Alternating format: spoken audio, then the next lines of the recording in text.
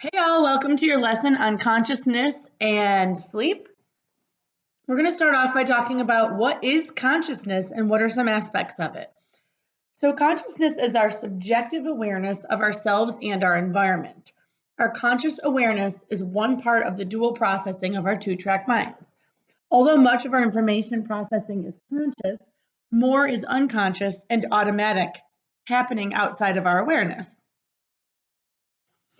What's the place of consciousness in psychology's history? So, in the early half of the 20th century, the study of consciousness was abandoned for behaviorism. Psychologists wanted to talk about what could be seen. After 1960, though, the study of mental processes came back. Neuroscience linked brain activity to consciousness, and the study of cognition and how it is altered, is now a bigger field of study within psychology. And we're going to spend a whole unit on cognition later in cycle 2. So 2 major figures in consciousness research that we discussed in unit 1. So this is bringing back some of those unit 1 historical figures. William James discussed a continuous stream of consciousness with each moment flowing into the next, whereas Freud believed the unconscious was a hiding place for our most anxiety-provoking ideas and emotions, and that uncovering those hidden thoughts could lead to healing. Just some different altered states of consciousness. There's nothing to actually write down for this. Just kind of neat to go over. So some states of consciousness occur spontaneously, some are physiologically induced, and some are psychologically induced. So in addition to normal waking awareness, altered states of consciousness can be things like daydreaming, sleeping, drug-induced hallucinating, even meditating is an altered state of consciousness. So getting into sleep. Sleep is a periodic natural loss of consciousness, and it's distinct from unconsciousness resulting from a coma, general anesthesia, or hibernation. So sleep is definitely not a coma, general anesthesia, or hibernation. And relating to sleep is our circadian rhythm. So our bodies roughly synchronize with the 24-hour cycle of the day and night, and we have an internal biological clock called circadian rhythm. Circadian rhythms impact our sleep-wake cycles, temperature, hormonal, and digestive cycles. So body temperature rises as dawn nears, peaks during the day, and dips in the afternoon, then drops again in the evening. Thinking and memory improve as we approach our daily peak in circadian arousal, and age and experience may alter our circadian rhythm. And we'll get into what happens to our sleep as we age. How do psychologists research biological rhythms that occur during sleep? So EEG records brainwave activity while sleeping. EEG was a tool we talked about earlier in the unit for tools that are used to study the brain. And they produce varying wave patterns that occur during sleep. So you can see in the diagram on the right, there are 6 different types of wave patterns that occurred during different stages of sleep. And we're going to go over those stages of sleep in this lesson. So alpha waves are, so when you're in bed with your eyes closed, the researcher in the next room sees the EEG and the relatively slow alpha waves of your awake but relaxed state. Then you slowly enter into sleep. We seem unaware of the moment we actually fall into sleep, but someone watching our brain waves could tell. So you see you can notice the difference where you have the bigger peaks on the left-hand side of the diagram, and then on the right-hand side, they get closer and they get more frequent and they get smaller. So there's 2 divisions of sleep stages. There's NREM and REM. NREM is non-rapid eye movement sleep. That encompasses all the sleep stages except for REM. REM is rapid eye movement sleep, a recurring sleep stage during which vivid dreams commonly occur. So the stages of NREM, during this brief NREM 1, and they're labeled NREM 1, 2, and 3. Sleep stages, you may experience fantastic images resembling hallucinations.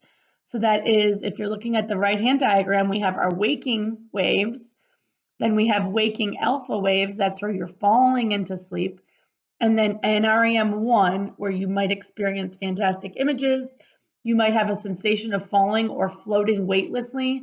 Sometimes a leg or arm may jerk. How many of you guys have experienced that, where you're like sleeping and then you jerk yourself awake because your body moved?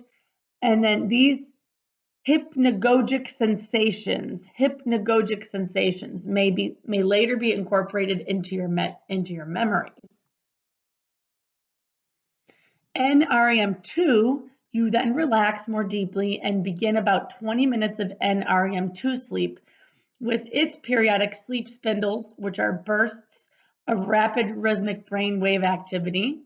So if you look at NREM2, you see those rapid bursts in the green. Although you could still be awakened without too much difficulty, you're now clearly sleeping. NREM3, during this slow wave sleep, which lasts for about 30 minutes, your brain emits large, slow delta waves, and you are hard to awaken. So that's the purple. Have you ever said, that thunder was so loud last night, and then a friend was like, what thunder? So that's what makes people, like different sleep stages are what impact how easy you are to wake up during one of your sleep stages. So starting at the top, we have awake, REM, and then we have 1, 2, 3. And then after 3, you go back up to 2, 1, REM. And then REM back down to 1, 2, 3, and so on.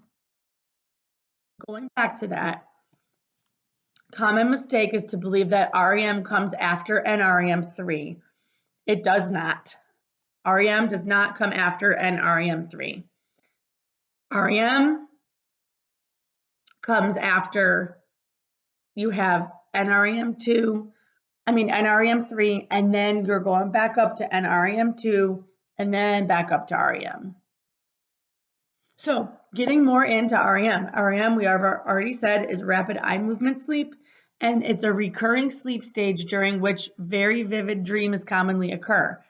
REM is known as paradoxical sleep because the muscles are relaxed except for minor twitches, but other body systems are active. How do researchers study REM?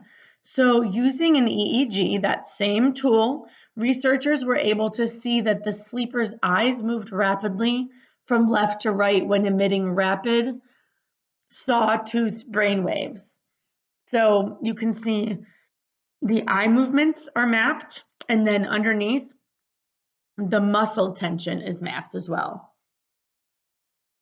What physiological events occur during REM? So during REM, your heart rate rises, breathing becomes rapid and irregular, genitals might become aroused, men may have an erection, women may experience vaginal lubrication, muscle paralysis occurs except for an occasional twitch, and this is all during REM. How does sleep change as we age? So as people age, sleep becomes more fragile, with awakenings common among older adults. So if you look at this, look at the top compared to the bottom. The top is young adults compared to the bottom with older adults. You've got the amount of the sleep cycles are closer together and shorter. So you can see the hours of sleep for the older adult is 7 compared to, it looks like, at least 8 in the young adult, up to 8 on this. And then young adult, it takes longer to go from REM to REM compared to an older adult.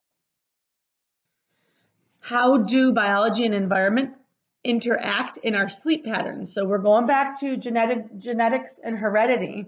How do biology and environment interact in our sleep patterns? So sleep patterns are genetically influenced but they're also culturally influenced. So, for example, in Britain, Canada, Germany, Japan, and the US, adults average 7 hours of sleep a night on work days, 7 to 8 hours on other days. You don't need to memorize that. This is just an example, but just do know that sleep patterns are genetically influenced, but also culturally. Why do American students get less sleep than their Australian counterparts? Well, earlier school start times, we have increased extracurricular activities, lack of parent set bedtimes and enforced. 3 environmental factors that play a role in our biological ability to sleep: modern electric lighting, shift work, meaning there's different shifts that you can work. So first shift is typically you're like 8 to 4 o'clock, 8 in the morning to 4 in the afternoon. Second shift is more like maybe a 2 to 11 or 3 to 10 o'clock or 12 o'clock or something at night. And then third shift is where you work in the middle of the night. So from maybe like midnight to 8 a.m. And then also we've got social media diversions now that really impact our abilities, our biological ability to sleep. Sleep's functions, you can just write a quick little summary of each of these. This doesn't need to be anything crazy. This is all very intuitive. Sleep's functions, protection. So at the end of the days, hunting, gathering, and travel, our ancestors were better off asleep in a cave out of harm's way. Those who didn't wander around dark cliffs were more likely to leave descendants, i.e. natural selection. Sleep's function, obviously, for recuperation. Sleep helps restore the immune system and repair brain tissue, gives resting neurons time to repair themselves, and pruning or weakening unused connections. Sleep functions for restoration and rebuilding. So sleep consolidates our memories by replaying recent learning and strengthening neural connections. It feeds creative thinking through dreams that might inspire noteworthy artistic and scientific achievements. Supports growth. So during the slow wave sleep, which occurs mostly in the first half of a night's sleep, the pituitary gland, remember that's in your brain, but it's also your part of your endocrine system. It releases a hormone, the human growth hormone, which is necessary for muscle development. And that happens while you're sleeping. This is just a cool little slide. Smartphones as sleep stealers. You've all done this, I'm sure. You wake up in the middle of the night, grab your smartphone to check the time. It's 3 a.m. and you see an alert. Before you know it, you fall down a rabbit hole of email and Twitter or Instagram or whatever else you're on. Sleep? Forget it. You just lost some. And this is from a title called Disruptions for a Restful Night. Make your smartphone sleep on the couch. So something that you can do to prevent that is don't sleep with your phone in the room. Get an old school alarm clock and sleep with your phone somewhere else, and you're not likely for it to be the last thing you look at before bed and the first thing you wake up to.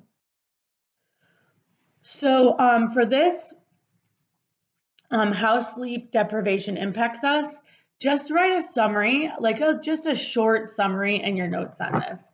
So for the brain, decreased ability to focus attention, process and store memories, like all of this stuff makes complete sense.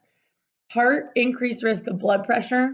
Stomach, increase in the hunger arousing hormone. Muscles, reduced strength, slower reaction time. Joints, increased inflammation and arthritis.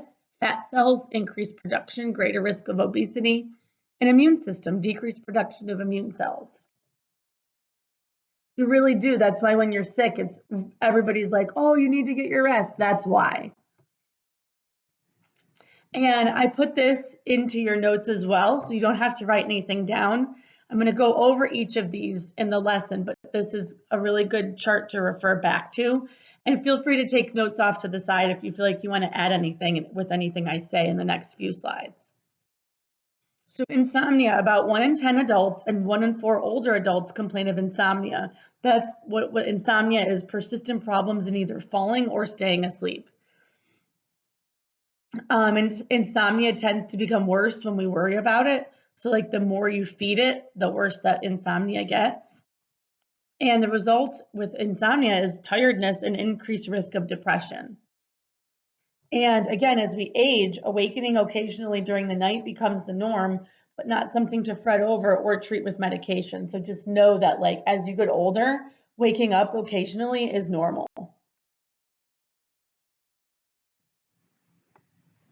The most common quick fixes for true insomnia are sleeping pills and alcohol.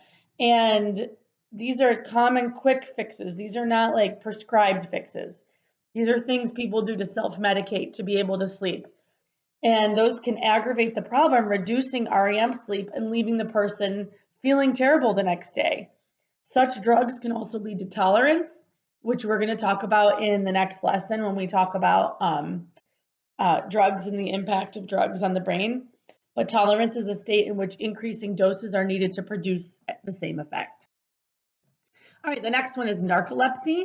1 in 2,000 of us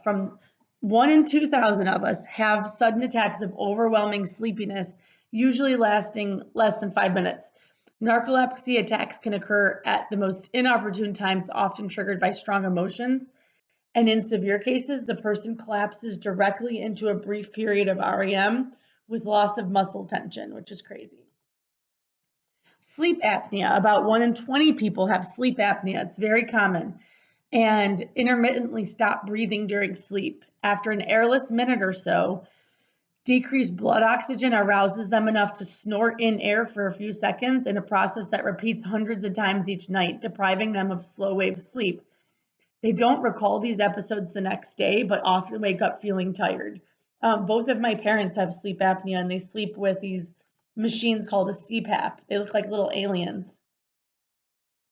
There's a CPAP machine.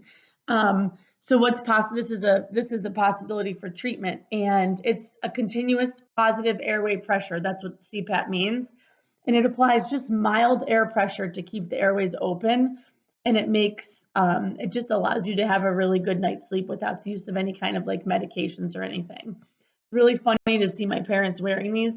I'm like, give each other a bedtime kiss, and they almost fist bump with their CPAP machines. It's super funny. Night terrors are they happen mostly in children, and they may sit up or walk around, talk incoherently, experience doubled heart and breathing rates, and appear super terrified while asleep. Both of my kids have had this, and it's super weird because they look like they're awake, but they're not, and they do not remember it the next morning. Unlike nightmares, which are bad dreams typically occurring in REM, night terrors usually occur during the first few hours of non-REM 3. Sleepwalking and sleep talking, I do both of those. I don't sleepwalk anymore. I used to as a kid, though. I actually did a backflip off my bed one time, and my aunt woke me up because she was sleeping in my room with me. Sleep talking, I do all the time. So it's really crazy. And few sleepwalkers recall the nighttime trips. Sleep talking can occur at any stage, and you can often wake yourself up sleep talking, like, oh, wait, did I just scream something out loud? Actually, like during fall camp, that's one of my biggest fears is sleep talking really loudly at camp. So what do we dream? We're moving on to dreaming now. 8 in 10 dreams are marked by at least one negative event or emotion. Common themes include repeatedly failing in an attempt to do something, being attacked, pursued, or rejected, or experiencing misfortune. In one study, only 1 in 10 dreams among young men and 1 in 30 among young women had sexual content. So follow your dreams, except for the one where you're naked at work or school. Do not follow those dreams. So there's a chart in your notes. This is the last part of the notes. Freud, and the chart goes over the different theories of dreams. And I want to just encourage you to hang in there. This is a little bit longer of a lesson. Your next lesson on drugs is not. So just know that you're doing great. You've got this. So Freud believed dreams existed to satisfy our own unconscious wishes. He thought dreams provided a safe place to discharge feelings and urges that would be unacceptable to express in society. He viewed a dream's manifest content, so that is what we remember we dreamed, as a censored symbolic version of its latent content, the unconscious drives and wishes, often erotic according to him, that would be threatening if expressed directly. Thus, a gun might be a disguised representation of a penis, for example, if we were looking at something through Freud theory of dreams. The information processing theory of dreams, the perspective proposes that dreams may help sift, sort, and fix the day's experiences in our memory. Brain scans can confirm the link between REM sleep and memory. So sleep increases learning. This is still attached to that theory. You don't really need to write this down. This is just a little information for you. So researcher stated, if you don't get good sleep and enough sleep after you learn new stuff, you won't integrate it effectively into your memories. So that's why high school students with high grades slept about 25 minutes longer each night than lower achieving classmates. Sleep really, really does impact your learning and how much you're retaining. The physiological function theory of dreams. So it states that perhaps dreams or the brain activity associated with REM sleep serve as physiological function, providing the sleeping brain with periodic stimulation. So as you'll see, stimulating experiences preserve and expand the brain's neural pathways. Infants whose neural networks are fast developing spend much of their abundant sleep time in REM. And we're going to get to that when we get to developmental psychology later on in the year. I believe we're doing that in late cycle 2. I think that's the last unit we're doing. How does sleep and dreaming change as we age? During our first few months, we spend progressively less time in REM sleep. During our first 20 years, we spend progressively less time asleep. And the last one, according to activation synthesis theory, dreams are the brain's attempt to synthesize random neural activity. Dreams erupt from neural activation spreading upward from the brainstem. And the cognitive development theory of dreams. This is actually the last one.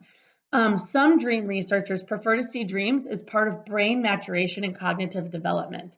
So dreams overlap with waking cognition and feature coherent speech. They simulate reality by drawing on our concepts and knowledge, and engage brain networks that are also active during daydreaming, and so may be viewed as intensified mind wandering enhanced by visual imagery.